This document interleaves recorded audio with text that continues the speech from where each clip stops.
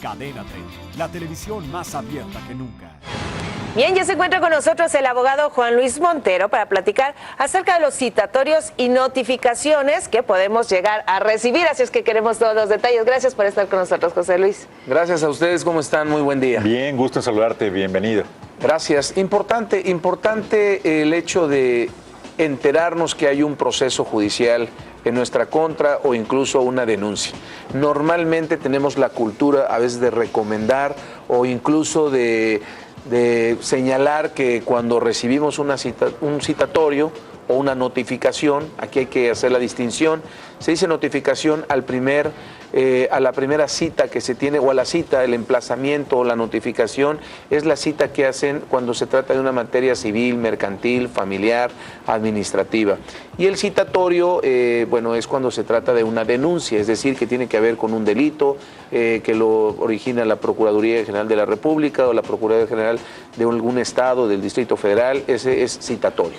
Y la notificación, emplazamiento de un tribunal de justicia para poder requerirlo, que se haga presente en un proceso que ya existe derivado o de una denuncia, tratándose de delitos, o de una demanda, o una queja, cuestión administrativa.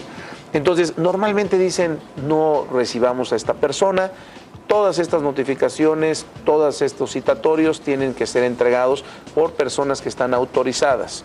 En el caso de las notificaciones y emplazamientos, es un actuario el que está adscrito al juzgado para dar este citatorio, que conste que se le entregó a la persona, porque normalmente son de carácter personal, y entonces así quede asentado en el juzgado.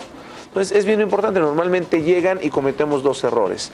El primero, cuando le decimos que ahí no vive esa persona y realmente sí vive, o le decimos no lo conozco y pues realmente es su domicilio, y bueno, queda asentado que no vive ahí, no se hace la notificación, pero por un lado que de ahí empiezan a correr los términos, y entonces también en este país a veces pues se dan por notificados aún sabiendo que no vive la persona ahí, y entonces podría iniciar un proceso que después me va a perjudicar, independientemente de que si hay una notificación que no va conforme a derecho, pues al final del proceso pudiera meter un juicio de nulidad de todo el proceso por falta de esta notificación, pero creo que ya sería desgastante. Entonces, lo primero que yo quisiera recomendar es mejor enterarnos que hay un proceso a no hacerlo, ¿no? Entonces, eso es un mal consejo cuando nos dicen no lo recibas. Dile que no le abras la puerta, y entonces pareciera que dejamos pasar o chicanear, como se dice en este país, el asunto, pero creo que es importante a veces estar debidamente notificado. Y otro error que se comete es cuando en realidad la persona no vive ahí y se dice que sí se conoce y que sí lo puedo notificar. Es cuando se notifica en casa de los papás, ¿no? Entonces sale la mamá, sale el papá y dicen, oiga, ¿conoce a Juan Luis Montero? Bueno, sí lo conozco, es mi hijo. ¿Le puedo dejar esta notificación? Sí, déjemela. Entonces dejan la notificación y a lo mejor no tiene contacto con el hijo, y entonces se va a vencer un término. O simplemente él de hecho no vive ahí. Entonces, es decir, sí, es mi hijo, pero él no vive aquí y yo no le puedo recibir la notificación. O sea, tu recomendación en ese sentido es más bien decir, sí se le conoce, pero vive en este otro domicilio. Así es, notifíquenlo allá, no pasa nada, o yo le voy a avisar, o dígame de qué juzgado viene, tratar de tener los datos, pero si yo recibo una notificación, es bien importante también yo transmitirla a la persona que va referida, porque si yo la recibo y la dejo en el cajón y pasa el tiempo, pues incluso puede provocar perder el asunto o allanarme a él, que es aceptar todo lo que se demandó. Si transcurre un tiempo y no se contesta, se entiende que estoy de acuerdo, o por lo menos no estoy en contra de lo que se señaló, y puede ser peligroso para el proceso, ¿no? Entonces es importante recibir. Yo soy de la idea de que es mejor conocer, aunque se agrave el problema, claro, conocer de qué se me está acusando, de qué se me está queriendo embargar, con qué pruebas, para hacer frente a este proceso, y de no haber nada, pues tener los elementos para hacerlo, ¿no? Después de eso, ¿qué es lo más importante? Acudir directamente a la dependencia, hablar, ver, y después de qué término puede traer ya otro tipo de consecuencias, o cuántas notificaciones se pueden presentar. Son varias. Dentro de un proceso se notifica en diferentes momentos a las partes.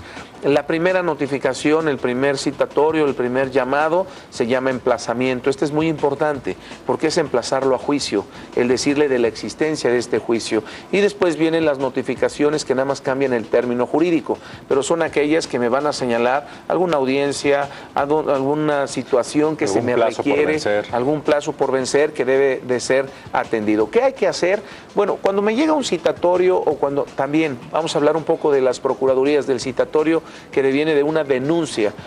La verdad es que en este país se utiliza la mala imagen que tienen los policías judiciales para pues que no sea uno el que lo entregue y de buena forma, sino que llegan 5 o 4 enseñando el arma y a veces hasta groseramente con la esposa para que empezar a intimidar, que son sembrar temor, que es una a veces estrategia que se da en estos procesos. Recíbanlo, ustedes recíbanlo, no pasa nada. ¿Qué debo de hacer? Cuando yo recibo el citatorio o una notificación, la verdad es que sí hay que asesorarse, es decir, hay que ir con un abogado de confianza, un abogado honesto, no el abogado que nos topamos en los tribunales, aquel que está, que se conoce, que a veces ni titulado está o que simplemente sabe que es gestor de estas cosas. En ese sentido, si alguien quisiera una asesoría sobre estos temas, ¿a dónde te pueden buscar? Bueno, ahí está el Twitter, me pueden llamar y de ahí se canaliza, yo inmediatamente me pongo de acuerdo para que también de acuerdo a las circunstancias ellos estén con la persona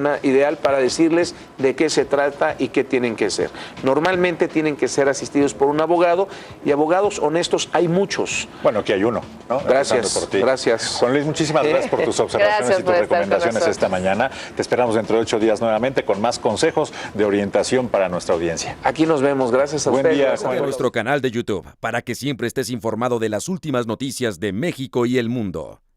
Empieza ahora mismo, dándole clic a estos videos.